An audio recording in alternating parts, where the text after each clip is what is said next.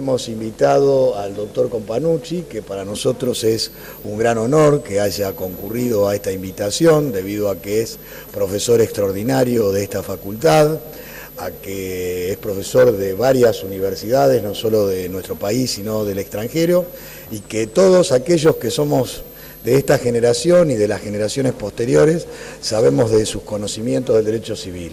Me pidió que lo presentara poquito, así que lo presento poquito, pero todos sabemos las características que tiene. Bueno, el tema que me sugirieron que hablara era la responsabilidad de las personas jurídicas. Un tema atractivo. Además, tiene diferentes aristas y diferentes puntos de vista y efectos variados. Primero, el primer problema que podríamos plantearlo es decir, ¿qué significa una persona jurídica? Porque si uno mira los aspectos naturales, la única persona son las personas humanas, sin perjuicio que sé que hay alguna corriente por ahí que incorpora otro género, pero en general la persona es la persona humana. Y esa cuestión central, casi ontológica, se plantearon los juristas. En el derecho romano se veía que el único ser dotado de voluntad era el ser humano. Porque no había más nadie dotado de voluntad que podía disponer de la persona, manifestar la voluntad de una forma u otra. Por eso se entendía que el único que tenía voluntad era el ser humano. Sin embargo, los romanos, que fueron muy prácticos y en cuestiones precisas, reconocieron que habían algunas personas que eran propias del derecho público, que eran, digamos, debían ser reconocidas como tal, fundamentalmente por razones prácticas. Y una de las razones eran las contribuciones, los impuestos. Por eso en las municipalidades, en los lugares de ese orden, necesitaban que tuvieran un reconocimiento especial a los efectos de percibir impuestos y poder. Les decía entonces que esa fue una concepción así de tipo primitiva, pero la mayoría de los autores, salvo Raymond Saleiles, que en un trabajo ya muy clásico sobre la materia, en el análisis de las normas y opiniones de Paulo, de Ulpiano, etc., dice, no, los romanos entendían con mayor amplitud, pero la mayoría de la doctrina dice, no, solamente en ese caso especial y por razones prácticas particulares. Sino se entendía que toda comunidad era una suma de voluntades de personas. ¿Está bien? Pero lo cierto es que, vamos a ver muy brevemente esta evolución, pero lo cierto es que la persona jurídica siempre fue un ente ideal, como decía Vélez, una persona ideal, que no existe materialmente, que no es tangible, pero que todos tenemos la idea de ello. Incluso el hombre es un ser gregario y tiende a unirse, tiende a vincularse. Y cuando se ha vinculado con otros, generalmente las vinculaciones tienen un único fin, o por lo menos un objetivo común. Eso ha llevado a la persona jurídica. Y la persona jurídica a raíz de eso va a recibir el reconocimiento, pero esto ya es más de siglo XVIII, XIX o XX, entonces recibe el reconocimiento de decir, bueno, es un ente, ya no es una persona, es un ente que puede adquirir derechos y contraer obligaciones, que sí que algunos efectos tiene. En el devenir histórico, que lo digo en 2 minutos nada más, porque no tiene sentido detenernos mucho, en el derecho intermedio, muy influenciado por el derecho germano, la persona jurídica no tiene este carácter de ente, tiene la suma de voluntades, es un agregado de voluntades. De ahí viene, muy famoso esto, la propiedad en mano común. Es decir, eran muchas personas que tenían bienes, parecido al condominio, pero no igual al condominio. Los germanos saben distinguirse. En el condominio cada uno tiene una porción ideal, una cuota parte pro indivisa. En la mano común no, todos son dueños del todo. Bueno, interesante, pero distinguían, no hay otro tipo de personas. Esa es la única que existe. Pero claro, a veces esta comunidad, esta reunión de personas, producía algunas consecuencias, algunos efectos.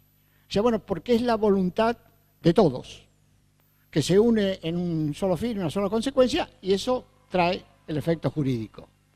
Como esto también les trajo alguna complicación, dijeron, bueno, no es la voluntad de todos, pero es la voluntad de la mayoría. Cuando hay una asamblea, Miren cómo se va reflejando en la vida moderna. Cuando hay una asamblea, habrá que atenerse a lo que dispone la asamblea, aunque no sean todos los componentes de la comunidad los que estén en la asamblea. Esa es la que ordena.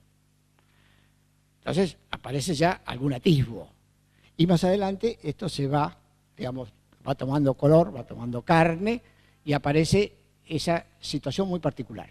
Pero se mantiene siempre la idea, y esto es muy importante para las disposiciones del Código Civil viejo, del Código Civil nuevo y de casi todos los códigos civiles, se mantiene la idea de que la persona jurídica carece de voluntad propia. Ahí está la cuestión. Ese es el problema, porque no tiene voluntad. Cuando Vélez en la nota del artículo 43 cita la opinión de Savigny y la transcribe, Savigny su opinión la da en función del estudio del derecho romano. ¿Recuerdan? El título mismo de los 4 tomitos de Savigny, la evolución del derecho romano actual, etcétera, etcétera. Estudiando los textos del derecho romano. Entonces, ¿qué va a decir Savigny? La persona jurídica es una ficción, porque las personas jurídicas carecen de voluntad. La voluntad es de las personas humanas, que son las únicas que pueden manifestar la voluntad. Esto es una ficción que crea el derecho. Bueno, sí y no. Es replicado por muchos autores. Y Savigny dice, imagínense el caso de un menor, de un insano, de un ausente. ¿Quién interviene por ellos? Otra persona. ¿Y quién manifiesta la voluntad por ellos? Otra persona. ¿Y cuál es el destinatario de esa voluntad? El menor, el ausente o el incapaz. Dice, es un ejemplo. Es una ficción que crea la ley, por razones prácticas. Pero no existe como tal. Son siempre los hombres los que manifiestan la voluntad. O sea, esta ficción tiene sentido de practicidad. Pero hay una cuestión. Esa voluntad, transmitida por personas, que se va a tener reflejo en la persona jurídica y demás, tiene límites. Y los límites están dentro del campo patrimonial.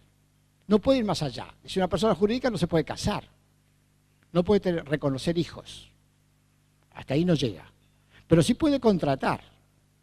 Y puede, y ahí viene otro problema, cometer algún hecho que lesione los derechos de los demás y ser responsable, o no. Y Savigny dice, no, de ninguna manera. Si hay un hecho que no es lícito y es cometido por un sujeto que es representante de la persona nunca puede responder, porque carece de voluntad. Y además, estas personas jurídicas están hechas para lo lícito, no para lo ilícito.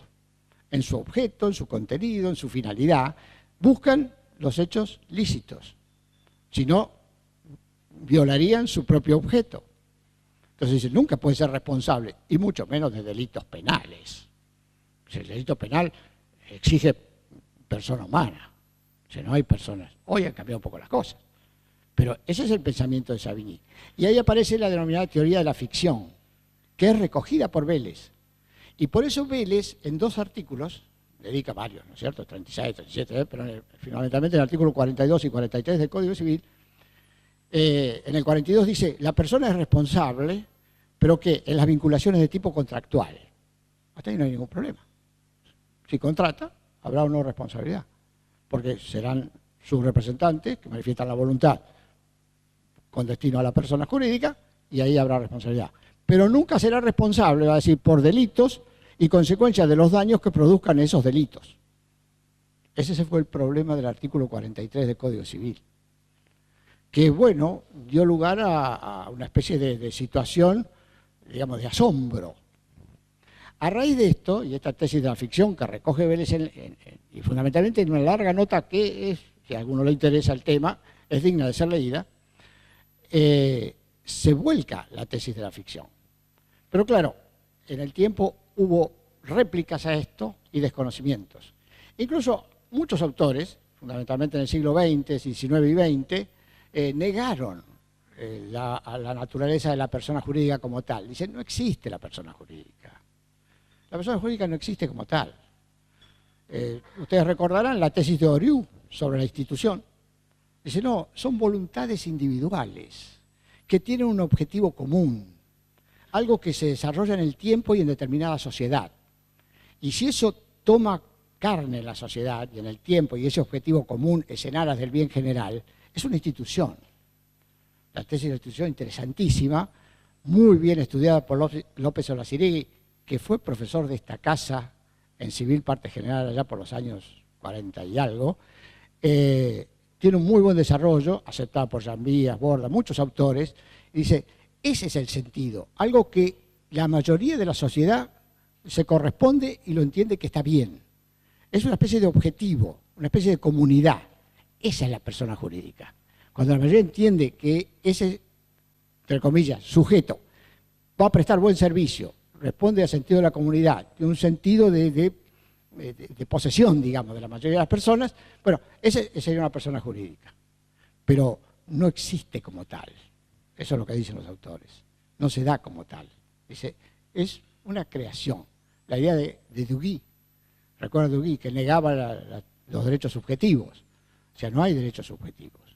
Es solamente el hombre está para realizar el bien a favor de los demás. Y está para cumplir ese objetivo.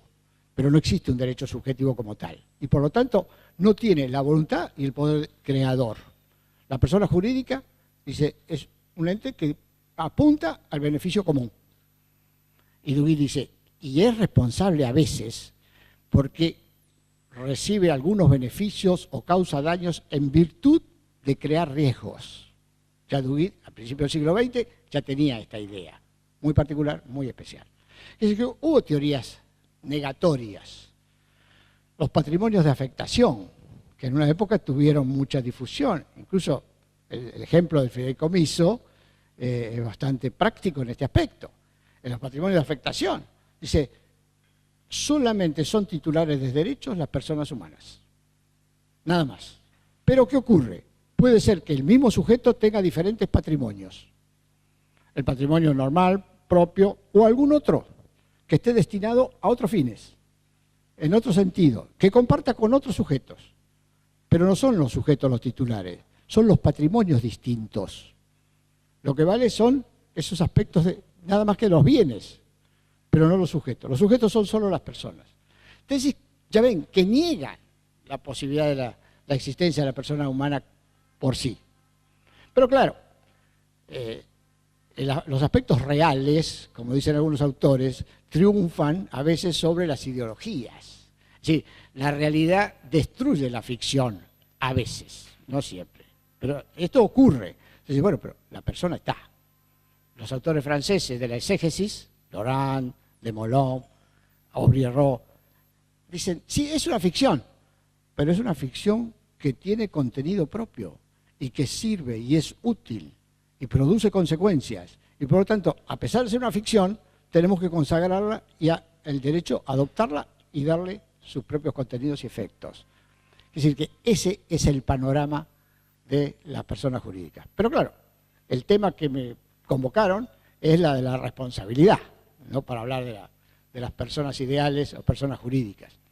Tenemos que ver una cuestión que estaba en el Código de Vélez, está en el nuevo Código, que distingue entre personas de derecho público y personas de derecho privado. Eso está. Quiere decir que por un lado tendríamos al Estado y todas las asimilaciones, provincias, municipalidades, etcétera, y por otro lado personas de derecho privado, sociedades comerciales, asociaciones, fundaciones, etcétera. Quiere decir que aparecen estos dos aspectos. Estas normas que tenemos en el Código Civil no son muy abundantes, son 2 artículos, uno en el nuevo Código, no es mucho lo que hay. Pero estas normas se aplican a los dos terrenos, digamos así, a las personas de derecho privado, a las personas de derecho público. Bueno, yo les comentaba al señor decano que el día martes hubo una reunión acá en la Suprema Corte de la provincia tratando la responsabilidad del Estado. Y el debate y un poco las diferentes opiniones estaba radicada en esto. Dice, no, la responsabilidad del Estado es ajena al derecho privado, corresponde estrictamente al derecho administrativo y por tanto las normas de los códigos del derecho privado, del derecho civil, no son aplicables. Una postura. Por otro lado, bueno, algunos sostenemos que no se puede desechar en su totalidad, que es bueno, si algún concepto es útil y está en otra rama del derecho, traerlo a la aplicación del caso práctico. Lo que ha hecho la Corte durante todos estos años, a partir del año 33 a la fecha, en los casos de responsabilidad del Estado. Con lo cual, podríamos decir que estas normas, si bien tienen como apuntan directamente a las personas de derecho privado, también pueden extenderse a algunos casos de responsabilidad del Estado o de las personas de derecho público. Eso en cuanto al campo. El problema que se planteó, y hago también, espero que esto sea una charla entre amigos, que no sea un monólogo aburrido del que está parado aquí adelante, así que trataré de abreviar un poco y después cambiamos ideas. El problema que se planteó con el artículo 42 y 43 es el que yo le manifestaba. El artículo 42 establecía esta responsabilidad así un poco a secas, si las personas son responsables, lo que se entendió que responsabilidad aparecía por la vinculación contractual, cosa que nunca había sido negado, ¿no es cierto? Y después el artículo 43, que expresamente decía que las personas jurídicas en el texto de Vélez no eran responsables por consecuencia del delito, o sea, los daños y perjuicios derivados de los delitos. Y le decía, el tema que se planteó, que muchos autores dijeron, bueno, los clásicos, Segovia, Llerena, Machado, casi todos ellos, dijeron, no hay responsabilidad. La persona jurídica no es responsable por hechos ilícitos o lo que nosotros en las obligaciones denominamos la responsabilidad extracontractual. Nunca puede ser responsable. Y por lo que decíamos hace un rato, es decir, porque estos hechos ilícitos corresponden en su, digamos, en su autoría a los sujetos, personas humanas, sean administradores, sean representantes, sean gestores o agentes de la sociedad anónima o de la persona jurídica. Así que esa fue una primera opinión, pero claro, era un poco chocante. Incluso algunos autores, como Guillermo Borda, decían, hay que derogar ese artículo. O Espota, mucho más práctico. Espota siempre me decía, cuando una norma es contraria a lo que dispone la 17711, déla por derogada tácitamente. Se los comento así en las charlas que teníamos, porque él dirigía el Instituto de Derecho Civil cuando yo era joven, o sea que hace ya esto muchos años. Y nos decía siempre eso, ¿no? Decía, bueno, y ellos propiciaban esto, es decir, délo por no escrito, no puede ser, esto no corresponde. Pero lo cierto es que estaba en la ley. Entonces algunos autores dijeron, bueno, puede ser que no sea responsable de los delitos, pero sí de las consecuencias dañosas. Y algunos también, siguiendo un poco el espíritu del derecho romano, decían, o por lo menos tendrá que responder por el enriquecimiento sin causa, porque si alguno de sus administradores o representantes enriquecía a la persona jurídica en virtud de un hecho de defraudación o lo que fuere, aparecía la acción de la víctima o del acreedor de ello contra la persona jurídica, fundado ya no en la ilicitud del acto, sino en el principio de enriquecimiento sin causa.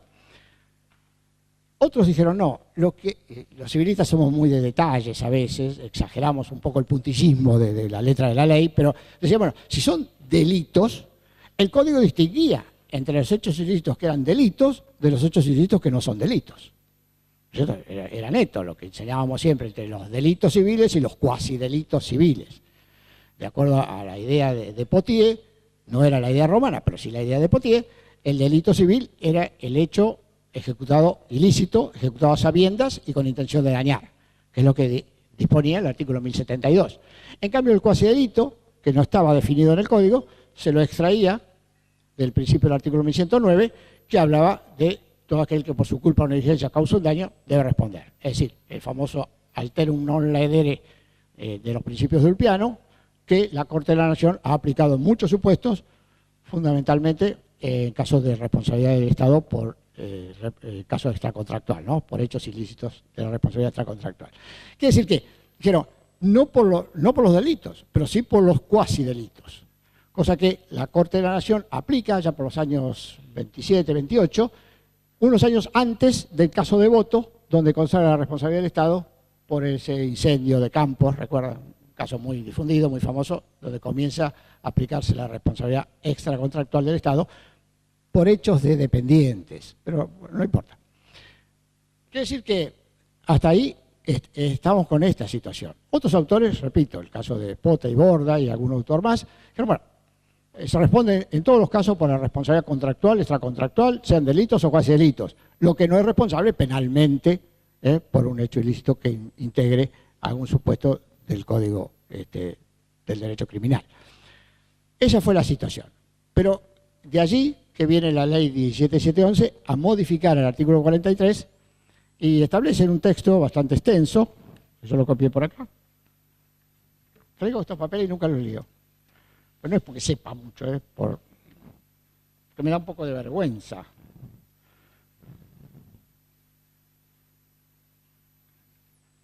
Dice, responde la persona jurídica por los daños que causen quienes las dirijan o administran en ejercicio o con ocasión de sus funciones. Y agrega el artículo 43, que ya no rige más, ¿no? Responde también por los hechos de sus dependientes o las cosas de que se sirve o tiene a su cuidado.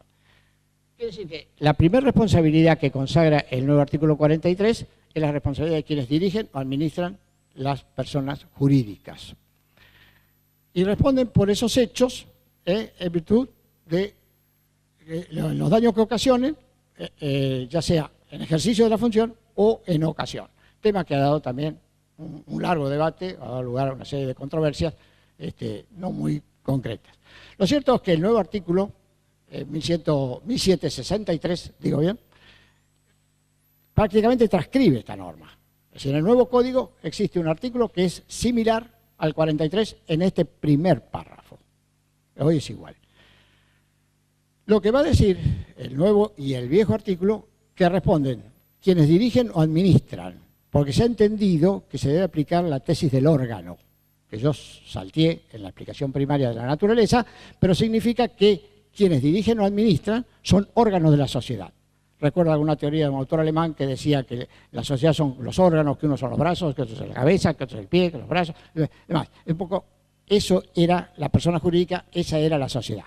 Entonces, estas personas que se confunden prácticamente con la sociedad, pero son los que manifiestan la voluntad, responden por los hechos ilícitos extracontractuales que causen. Ahora bien, si en el ejercicio de la tarea que les es encomendada, en la tarea que ellos deben cumplir, de acuerdo a normas propias, ya sea estatutos, contratos o lo que fuere, cometen algún hecho ilícito, hay responsabilidad, yo diría, directa de la persona jurídica y no hay ninguna controversia. Ahí estamos totalmente de acuerdo. Si alguno de ellos comete un delito en virtud, en el ejercicio de su tarea, de sus funciones, está bien. Ahora bien, resulta que la ley habla ejercicio o en ocasión de las funciones. El tema tiene un gran debate. ¿Qué significa ocasión de las funciones? Yo recuerdo siempre unas jornadas, hoy comentaba, hacía al pasar, el año 77 en Santa Fe, el doctor Mosé Turrape decía, y esto de la ocasión es como aquello que dice la ocasión hacia el ladrón, o lo de Juana Inés de la Cruz, que la ocasión, los hombres necios que acusáis a la mujer sin razón, no ves que son la ocasión y no sé qué. Bueno, traía esas referencias para tratar de explicar qué significaba la ocasión. La ocasión, en definitiva, es algo que posibilita la realización de algún hecho. Es la ocasión, la oportunidad. Ahora bien, en este caso, yo me planteo como interrogante. Se repite, reitero, en el nuevo código y demás, planteo como interrogante. ¿Es posible que el órgano de la sociedad pueda cometer un hecho ilícito en ocasión de las funciones? ¿O es solamente, porque si es en ocasión, ese solamente se brinda cuando es actuación indirecta, pero no cuando es directa? Si alguien está obrando como órgano de la persona jurídica, nunca puede serlo en la ocasión, es siempre en el ejercicio de la función. Porque el ejercicio puede ser el ejercicio ajustado y acorde con el objetivo o la orden que se le indicó. El ejemplo de Jean Vías es muy claro. El chofer del autobús de La Plata a Buenos Aires tiene que tomar hoy la autopista. En la época de Jean Vías tomaba por el camino de Citibel, Villa Lisa, etcétera, ¿no es cierto? Bueno, ese es el camino. Ahora bien, si este señor dice, no me gusta este camino, estoy aburrido, voy a tomar otro, toma el General Belgrano y se desvía por ahí por el country de estudiantes. Bueno, evidentemente que está en ejercicio de la tarea, pero no es el ejercicio correcto. Si alguien es atropellado en uno de esos caminos vecinales, ya bueno, para mí me llevó por delante el ómnibus que iba de La Plata a Buenos Aires. Y era el ómnibus de la empresa y el chofer era el empleado de la empresa, etcétera, etcétera. Evidentemente que, pero ese es ejercicio, que para la víctima es un ejercicio aparente, porque no sabe si tiene que ir por un camino o por el otro. Es como si fuera el ejercicio. Eso no cambia nada. O bien lo que se llama el ejercicio abusivo. Este es un tema un poco más complejo, pero en general se ha entendido que es también ejercicio. Porque si el señor se lleva el ómnibus los fines de semana a su casa y le dice a la señora, vamos a ir a pasear, es un lindo día, etcétera, etcétera, y el domingo se da una vuelta, no está ejerciendo la función, está paseando con la familia. Y lleva por delante a alguien, bueno, se ha indicado que eso es también ejercicio. pero hay abuso en el ejercicio.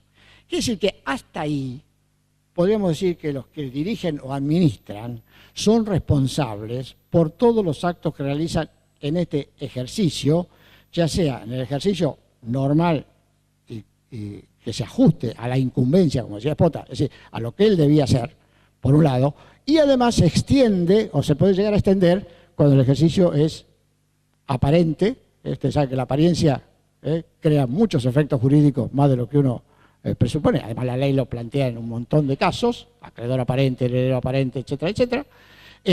Y en esos supuestos estaría en ejercicio. Ahora, yo digo, ¿cuándo en ocasión? Nunca. Es un exceso verbal del legislador, a mi modesto entender. En los últimos tiempos, entre nosotros, se ha puesto de moda. Cuando alguien que escribe en ejercicio, sigue y pone en ocasión. Ley de consumidores, en todas las normas. Pero hay que tener cuidado, porque esto puede dar lugar, a lo mejor, a un exceso legislativo y una injusticia en la aplicabilidad del supuesto. De allí que me parece que cuando alguien dirige o administra una empresa y actúa en ocasión, es decir, mata a uno porque le tiene odio, y en el caso Rabanillo, recuerda, los dos empleados, es distinto el ejemplo, pero el empleado que lleva a otro al subsuelo de la Universidad de Santa Fe y como le debía dinero discuten y le pega un tiro, que la Corte rechaza la demanda contra el Estado, dice, eso, uno Espota dice, no, esa es la ocasión. Dice, bueno, pero lo podría haber matado ahí, en la vereda de enfrente, en el bar de la vuelta, sí, es lo mismo. En ese caso, por eso les decía, en ese caso de ocasión, ¿podríamos ser responsables cuando son quienes dirigen o administran? ¿Podríamos ser responsables a la persona jurídica? Bueno, lo dejo a consideración de ustedes, pues me dirán si lo que digo está bien o está muy mal, me lo aclara. Y después el otro supuesto es la responsabilidad indirecta. Aquí sí hay una especie de coincidencia. El código, el artículo 43, viejo, agregaba, en cuanto se trate de dependientes, o el caso de responsabilidad dependiente con el comité, se aplican estas normas, que era el viejo 1113, que decía que se responde no solamente por lo que uno hace, sino también por los hechos que causen quienes se encuentran bajo dependencia, y lo mismo repite el 1753 en cuanto a la responsabilidad del comitente. Que es decir, que se aplica esa normativa de responsabilidad del comitente como responsabilidad refleja o indirecta. ¿Por qué? Porque el autor del hecho dañoso no es el responsable. En cambio, quienes dirigen o administran, el autor del hecho dañoso es responsable como órgano de la sociedad. Por supuesto que va a responder el patrimonio de la sociedad, pero esto no cambia las cosas. En cambio, en la responsabilidad refleja, el autor es otra persona. Incluso el nuevo código dice bien que se trata de una responsabilidad concurrente. Es correcto eso, porque la causa de responder es distinta. Uno responde como autor del hecho y otro responde como responsable principal o comitente. A mi juicio hay dos yerros en esta norma. Primero, que dice que se responde objetivamente. ¿Qué quiere decir eso? ¿Se responde o no se responde? Objetivamente. Han querido agregar que la responsabilidad tiene como fundamento un tipo de carácter objetivo, que no solo es una responsabilidad subjetiva, pero esto es otro tema. No debieron agregar lo que se responde objetivamente. Se responde por los daños que cause. Lo otro tendría que ver, si eran tan explícitos el legislador, y perdónenme la crítica, son toda gente conocida y amiga, pero bueno, todos cometemos errores, así que tendría que haber dicho el fundamento de este tipo de responsabilidad es objetivo, pero no que se responde objetivamente. Entendemos lo que quieren decir, pero no está bien. ¿Por qué? Y porque se discutió mucho, en el caso del comitente y de la responsabilidad por el dependiente, si era una responsabilidad de tipo subjetiva o objetiva. En el derecho germano, hasta hace 20 años, y no sé tanto, en el derecho 20 años no es nada, repitiendo al cantor, se disponía que para que respondiera el principal había que probar la culpa del dependiente. Lo dice Medicus, que es un libro más o menos reciente, lo repite Neserus en todas las ediciones. Es decir, en el derecho alemán y en España también, hasta no hace mucho se entendía. Entre nosotros no. Ya hace tiempo que se sostenía que la responsabilidad del comitente por los hechos de sus dependientes en esta relación de dependencia es una responsabilidad de tipo objetiva. Algunos dijeron fundada en el riesgo, minoría. La mayoría consideramos que era una responsabilidad fundada en la garantía que tenía la víctima para recuperar los efectos del daño con relación no solamente a que se lo había causado en forma directa, sino al principal o comitente. Pero es necesario probar la relación de dependencia. Esto es lo importante. Y la ley un poco la soslaya. Ahí está la clave de la cuestión. Porque si no se puede demostrar la existencia de relación de dependencia entre la persona jurídica y el dependiente, que la ley agrega un término que no me gusta mucho, pero dice, de persona de que se sirve. Bueno, no queda muy elegante, ¿no? Si alguien se está sirviendo de otro, pareciera que tiene un contenido diferente, pero bueno, sabemos a qué está haciendo lugar. Lo importante acá, repito, es esa relación de dependencia, porque si no existe relación de dependencia, no hay responsabilidad del principal.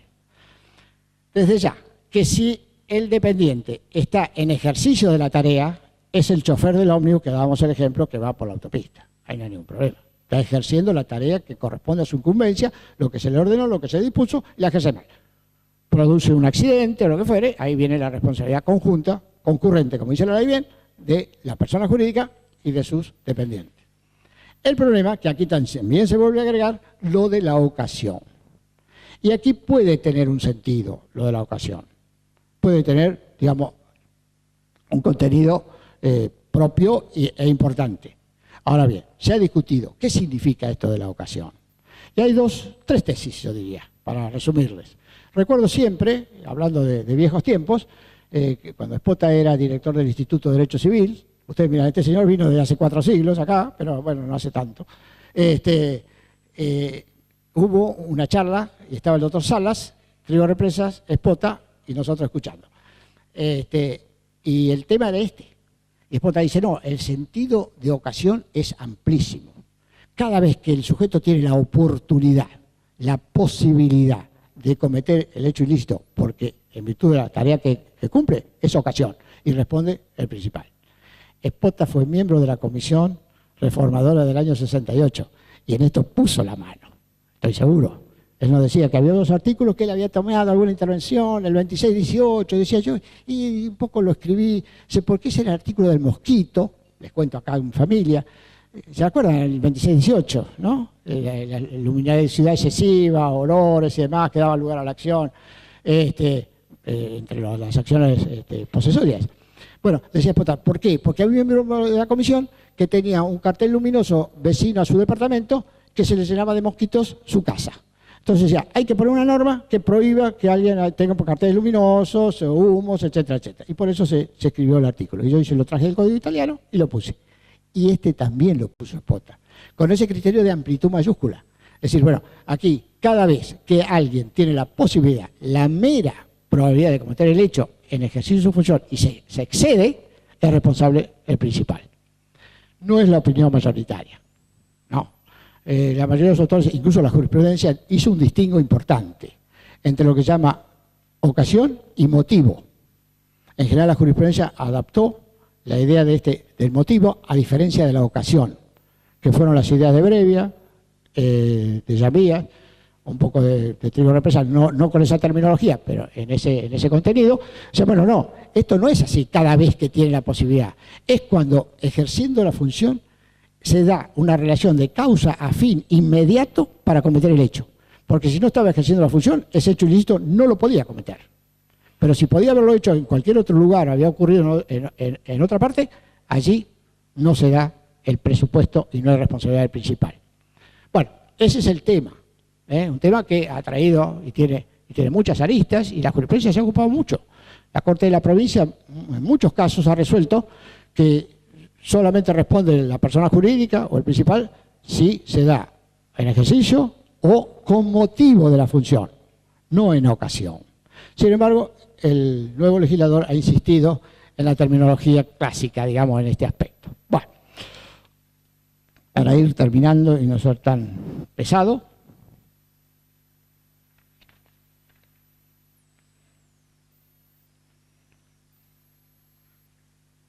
tendríamos que ver entonces que el nuevo régimen, que es lo que a ustedes les puede interesar fundamentalmente, no cambia en mucho el sistema anterior. Se mantiene el criterio anterior. Incluso cuando el código en el 141, 142 y demás se refiere a las personas jurídicas, los conceptos son similares a los que tenía Vélez en el código Civil derogado. O sea, en eso está igual. Estas normas tampoco tienen una diferencia sustantiva o sustancial. Por un lado, mejoran en cuanto establecen la responsabilidad concurrente de uno con otro. Esto significa que la causa del responder es diferente la que tiene la persona jurídica de la que aquel que causó el hecho. Esa es la cuestión. Y hay que tener un poco de cuidado. Nosotros los abogados en ese aspecto, bueno, somos bastante creativos, a veces, exageradamente, pero tratamos de serlo. Hay que tener cuidado con los plazos de prescripción. ¿Por qué? Porque en el caso de la concurrencia, la demanda contra uno de los responsables no interrumpe el curso con respecto al otro, a diferencia de la solidaridad. Aquí la ley nos hace una pequeña trampa, y solo para los profesores de obligaciones, como Augusto Cataño, el doctor Arca, pero aquel que no está muy en tema, puede darse, dice, bueno, demando al principal y después sigo, o al revés, demando al dependiente, al chofer del ómnibus, porque lo tengo cerca y lo voy a hacer declarar, y el que absorber posiciones, me reconoce los hechos y gano el juicio.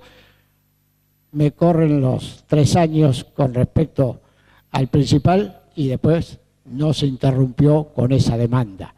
Ahora está muy claro en la ley, habla de responsabilidad concurrente. Antes se discutía si se trataba de una responsabilidad solidaria o no. Que no se sostenía la solidaridad y demás. Pero hoy está muy claro, está expresamente. Así que a tener un poco de cuidado en todo esto. Como síntesis final, les podría decir que la nueva legislación está bien, es decir, como digamos conceptualmente está bien, resuelve el tema al igual que el anterior. No crea y no innova en nada, que a veces es mejor mantener las cosas cuando funcionan más o menos bien. Está bien, salvo estos pequeños detalles de redacción y demás, pero se mantiene el concepto de la persona jurídica, no aclara mucho si observa la tesis de la ficción, la tesis de la realidad, la tesis normativa de Kelsen, eso no interesa mucho, y distingue entre los actos de quienes las dirigen o administran, que es una responsabilidad directa, de aquellos que causen los dependientes, que es una responsabilidad indirecta. Bueno, ahora sí espero que empiece el diálogo. Yo no hablo más.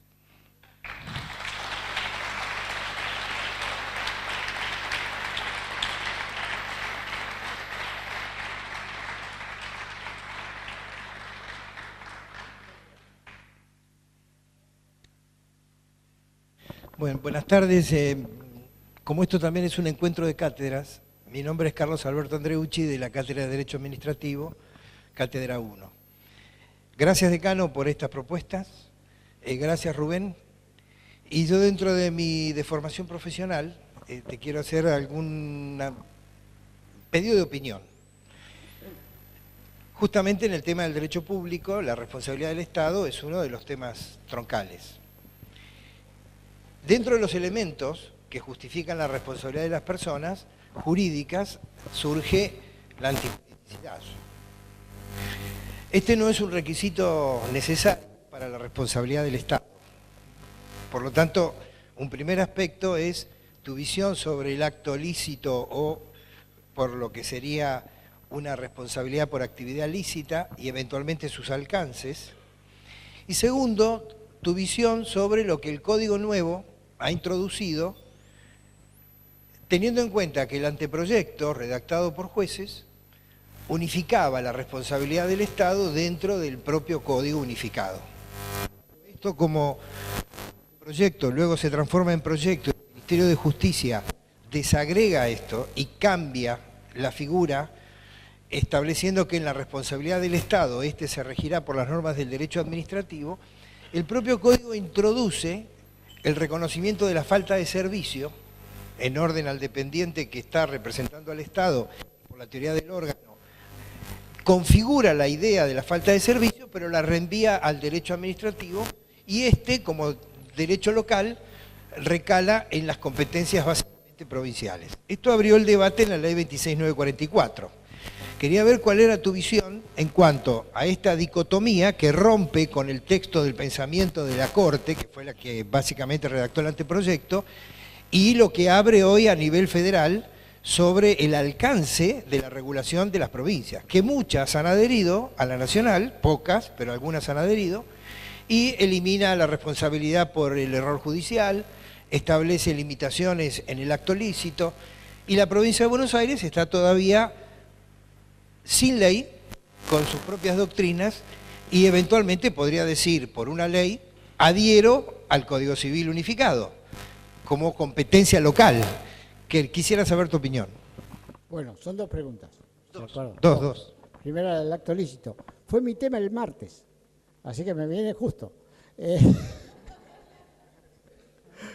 Bueno, claro, el Estado responde por actos ilícitos y contractualmente o extracontractualmente y además por los actos lícitos. El problema de la antijuridicidad o la ilicitud tiene su propio terreno. No me voy a extender mucho en eso porque no tiene sentido. Siempre el acto es antijurídico cuando es contrario a la ley. Pero últimamente, yo diría en los últimos 30 o 40 años, el concepto se ha hecho mucho más amplio.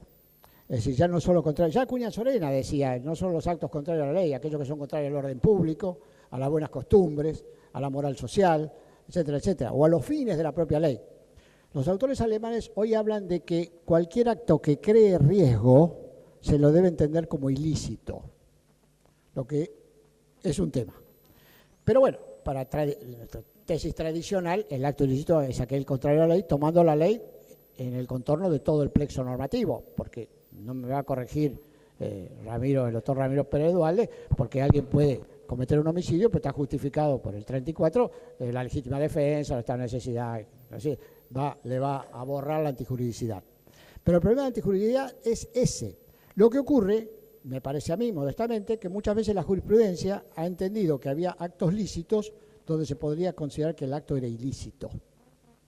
Y además, otra cuestión, que me lo he planteado, a lo mejor estoy muy equivocado, pero se los digo porque me lo he planteado, ¿qué pasa con la ilicitud? ¿Tiene un sentido de generalidad y de objetivación o es ilícito en cuanto al sujeto que recibe el perjuicio? El artículo 17 del nuevo código dice que cada vez que se causa un daño se entiende que el acto es ilícito. Observen, ya no se trata de contradicción con la norma, sino la producción del daño se presume que, salvo que se acredite alguna causa que lo justifique, lo cual va cambiando la tonalidad. Quiere decir que este concepto de ilicitud se ha dado caso, por ejemplo, hablábamos el otro día justamente, no era yo, era otro de los panelistas, decía, en esos supuestos donde una persona camina por la calle y en función de un tiroteo que hay entre policías y ladrones, no se sabe de dónde parte el tiro, al señor lo matan. ¿Podríamos decir, para el que reclama en virtud de esa indemnización, que el acto es lícito? Esa es mi duda. Además, piensen lo siguiente, el violar un contrato también es un acto ilícito. Si la violación de una cláusula contractual configura una ilicitud. Ahora bien, si yo cometo una ilicitud en virtud de una cláusula de no instalarme, y bueno, no me puedo, esos contratos que se hacen cuando alguien vende un negocio, se obliga a no instalarse en determinadas cuadras para no competir, etcétera, etcétera. Y me instalo. No solamente que me instalo, beneficio a toda la comunidad porque vendo más barato, porque soy mejor persona, etcétera, etcétera, etcétera, cosas que no son ciertas, pero no importa. Y en ese supuesto, ¿podría justificarse el comportamiento y decir, no, mi acto de no instalarme es lícito, porque estoy beneficiando? Porque uno de los argumentos que se da en cuanto al Estado es que beneficia a la comunidad, al bien común, que todo lo que desarrolla es en favor de todos y en perjuicio de pocos. Por eso tengo mis dudas al respecto, pero lo cierto es que, vamos a ser sensatos y sinceros, la jurisprudencia de la Corte de la Nación ha consagrado esta responsabilidad por acto lícito. Si nos ajustamos estrictamente a la terminología, no habría responsabilidad civil. Por eso algunos autores del derecho administrativo han dicho, no, este no es un supuesto de resarcimiento, es un supuesto de indemnización. No me equivoco, ¿no? Es decir, muchos autores en el campo del derecho administrativo dicen, no, cuando la responsabilidad por acto lícito no se trata de una verdadera responsabilidad civil, sino que se trata de un acto donde hay que recomponer la situación de algunos dándole una indemnización. Indemnizar es dejar indemne, dejarlo igual que antes que ocurriera el hecho.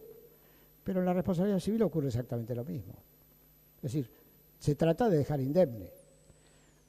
También juega aquello de la reparación plena, cuanto a la segunda pregunta, el problema del derecho administrativo y del derecho civil.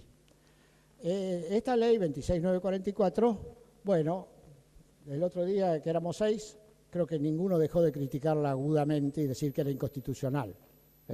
Por no, habrá quedado alguien que no habló, pero de todos los que hablaron, más o menos opinaron en ese sentido.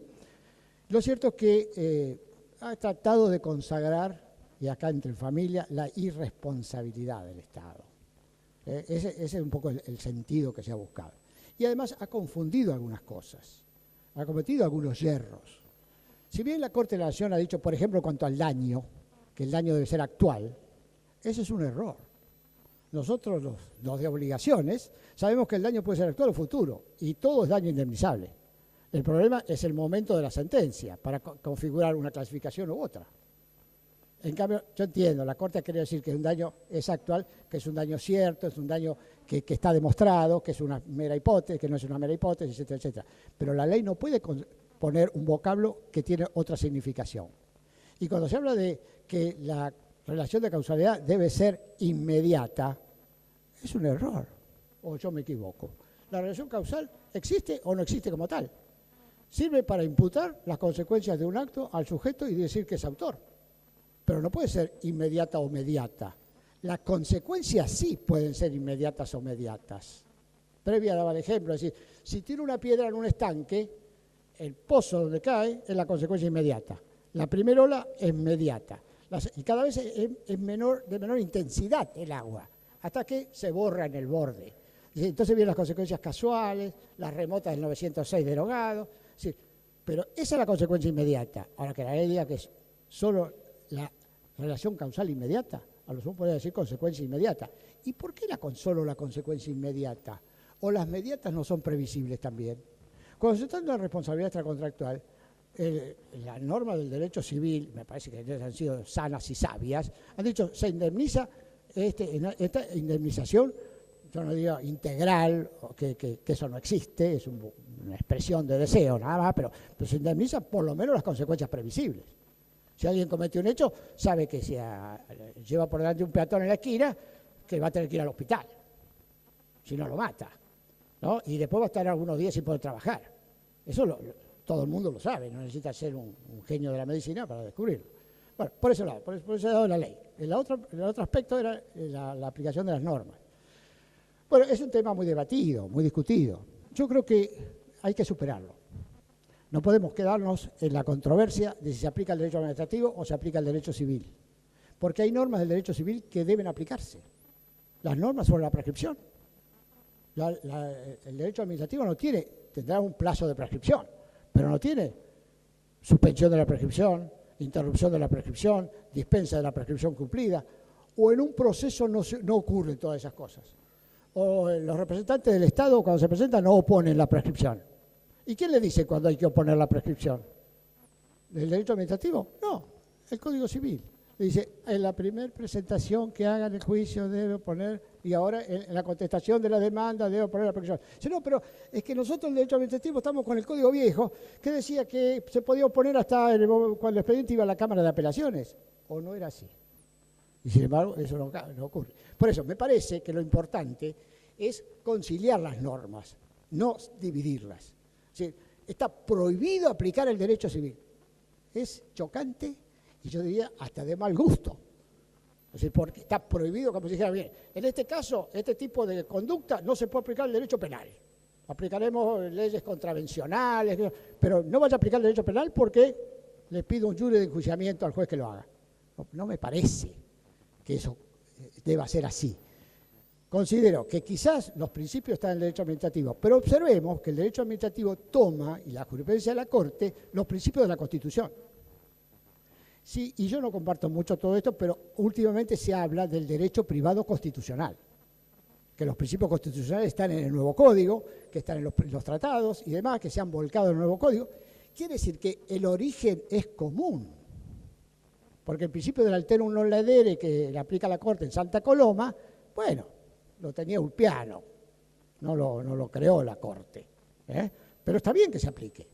Me refiero, yo creo que no se puede hacer una dicotomía y una separación tajante, es decir, bueno, acá solo el derecho administrativo, aquí solo el derecho privado, ni uno ni otro. Cuando sea útil, quizá la base esté en el derecho administrativo, es cierto, es el Estado, la base esté ahí, pero las normas del otro sector, sea el derecho comercial, sea el derecho tributario, lo que sea, deben traerse a referencia.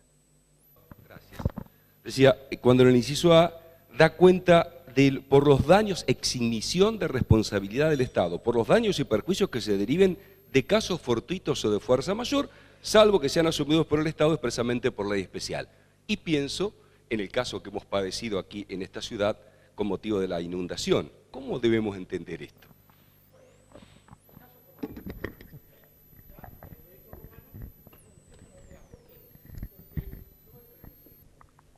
Claro, digo en tanto y en cuanto se pueda acreditar a posteriori que no se han tomado recaudos tendientes a que las cosas funcionen adecuadamente frente a situaciones normales, ¿no? Yo para acercarme más. No, le decía, siempre para determinar el hecho fortuito o la fuerza mayor, el caso fortuito o la fuerza mayor, los autores en general han dicho que hay que atenerse a la relación de causalidad. Cuando se rompe la cadena de condiciones, por la condición que pone un sujeto que no llega a ser causa adecuada del resultado, que se rotura en virtud de un hecho, ahí puede aparecer el caso fortuito, el hecho de la víctima o de un tercero por quien no se responde. Son los tres supuestos que la ley civil trae como causa ajena, que es la que interrumpe la cadena de condiciones. Esa cadena de condiciones, de la cual hay que extraerse una siempre que es la causa, ¿no es cierto?, para determinar si el que la puso fue el autor o no del hecho, puede ser que se den dos condiciones causas. Con lo cual significa que ambos hechos colaboran y tienen aptitud suficiente como para llegar al resultado dañoso en forma independiente. Eso es lo que tiene que analizar el juez. Es decir, si con independencia del otro, ambos pueden producir el mismo hecho dañoso. Lo que nosotros denominamos, y usted mejor que yo, que está todos los días en el tema, es la concausa. ¿No es cierto? En el caso puede haber concausa. Ahí se coparticipa del resultado. En general, en los últimos años, ya superando a los masós en Francia, que decían que si hay concausa se reparte por mitades, hoy se reparte en función de la jerarquía de la causa, según el grado de causa que había puesto cada uno. En la responsabilidad de automotores, la Corte de la Provincia de hace muchos años dijo, bueno, no es una neutralización de riesgo, sino que habrá que determinar cuál es la medida de la causa que pone cada conductor para establecer la responsabilidad consiguiente. Si esa cadena de condiciones es interrumpida totalmente por un hecho ajeno, imprevisible, inevitable, actual y extraordinario, el sujeto nunca más va a ser responsable porque la condición causa del resultado la puso algo ajeno, terremoto, inundación, etcétera, etcétera. Y allí no se puede imputar la consecuencia del hecho dañoso al sujeto demandado. Si alguien va conduciendo el coche y viene un ciclón, le lleva por delante a otro que le arrastra el automóvil, ningún juez sensato va a decir no es responsable por el riesgo. ¿Qué quiere que haga? Diferente que si le ocurre algo a él dentro del riesgo, bueno, pero eso no vamos a entrar en el tema. No sé si soy claro. Sí, muchas gracias, doctor. Mejor dicho, pensá un ejemplo de la responsabilidad por acto lícito, que nosotros, el asunto, por ejemplo, de sufrir prisión preventiva cuando luego es revocada o declarada... por acción de la justicia. Exactamente. Eso, como, a ver qué pensás de eso, que bueno, se discute, hay casos que sí, se otorgan, otros casos que no. No sé cuál es tu... ¿Se está otorgando, Omar? No. Pero se reclama y yo creo la jurisprudencia ha sido un poco oscilante, ¿no? Es decir, cuando se trataba nada más que de investigaciones, sospechas y demás, no había posibilidad de reclamar la indemnización, salvo que hubiera detenciones. Claro, pero creo que es un caso que deberían, porque está padeciendo un individuo los costos de una investigación que siempre, de alguna manera, es aleatoria. Hay jurisprudencia de la Corte de la Nación en ese aspecto, concediendo las indemnizaciones. Y la otra cosa que te quería preguntar es qué pensás de esta nueva ley penal de responsabilidad de las personas jurídicas, si has visto algo del asunto del compliance, viste el... Bueno, por eso yo aclaré un poco que si bien tradicionalmente se entendía que las personas jurídicas no podían ser responsables penalmente, en los últimos años se han dado casos como estos donde la ley le impone, claro, no le puede imponer la prisión, pero algún tipo de sanción, como puede ser multas y demás de orden penal, ¿no? Sí, los alemanes se mantienen todavía alejados de esto, porque ellos lo reducen al derecho contravencional penal, dicen. Porque nosotros tenemos viejas, la ley de warrants, por ejemplo, también preveía, que estoy hablando de una ley de principio de siglo, de fines de siglo, preveía algunas responsabilidades y también las antimonopólicas y todas estas, o sea que de alguna manera no es tan novedoso, pero bueno, ahora le están dando otro colorido, bueno, con los hechos, colorido y me parece que otra otra actividad rentable como no es el... No es mi tema, no lo conozco bien, pero Ah. lo que he leído que hay una nueva tendencia Sí. a extender el derecho penal a una de las personas jurídicas. Gracias. Bueno, para un 4 da. Está en línea con lo que planteaba Ramiro. La ley esa penal tiene un artículo que a mí me llenó de dudas, que es la posibilidad de suspender hasta por 10 años la actividad de la sociedad. ¿Qué pasa con las relaciones de esa empresa con terceros que sufren un daño tremendo, sin ir más lejos, las relaciones laborales? Porque si yo le digo lo voy a suspender 10 años, de por sí está que no sigue ningún contrato laboral vigente. ¿Quién indemniza al trabajador? ¿Y qué pasa si esa solución es revocada, pero en un tiempo inútil para reparar el daño producido por una sentencia que así lo condene? Bueno, porque todos la sabemos que los jurisprudencia, procesos... Ahí sí, la jurisprudencia de la Corte, en muchos casos de revocaciones de contratos y demás, ha hecho lugar a demandas indemnizatorias y muchas veces fundadas en el accionar lícito. O sea que en ese caso se puede demostrar el perjuicio. Ahora bien, si la suspensión o la causa la han puesto los que dirigen o administran la sociedad, bueno, ahí ellos serán los responsables, ¿no es cierto? No el Estado que está... Si ustedes piensen siempre que el ejercicio de un derecho propio, el cumplimiento de la obligación legal, no genera nunca ilicitud. Es lo que decía el 1071, lo repite el código ahora. Es decir, esto es muy importante tenerlo en cuenta. Si yo obro de acuerdo a la ley o cumplo una obligación que me impone la ley, no me pueden pretender ningún tipo de consecuencia.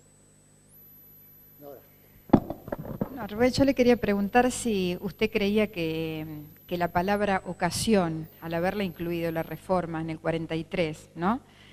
No fue realmente confuso, porque si uno toma Ruiz con Rabanillo, donde ya la Corte ahí claramente había distinguido lo que era el motivo de lo que era la ocasión, la palabra ocasión ya se presentaba como la ruptura del nexo causal. Cuando en el 43 con la reforma 17.711 viene a hablarnos como sinónimos, ahí pareciera que fue. Creo que la inclusión terminológica fue lo que no sé si usted piensa que Sí, fue un término bueno, tal vez incluso, desacertado. Alguna vez me ocupé un Que además poco de lo eso. mantiene el código. Sí, me parecía más conveniente usar la palabra motivo, que era la que la jurisprudencia había tomado en cuenta, en la forma de distinguir, diciendo, bueno, aquí ubico el supuesto que consagro en el fallo, ¿no es cierto? En vez de hablar de ocasión, hablo de motivo, a los efectos de hacer ese distingo, que es lo que hace Zambia, Brevia, Trigo y demás.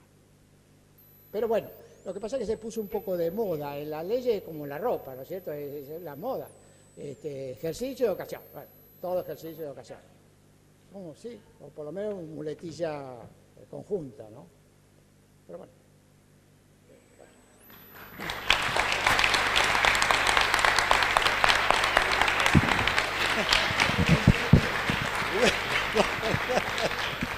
Bueno, muchas gracias a todos. Creo que esto lo vamos a seguir haciendo. Vamos a pasar por todas las cátedras y la idea es empezar a conocernos y discutir lo que hablamos con cada uno de ustedes, ¿no? No discutir, sino aportar como se hizo aquí. Muchas gracias, les agradezco la presencia.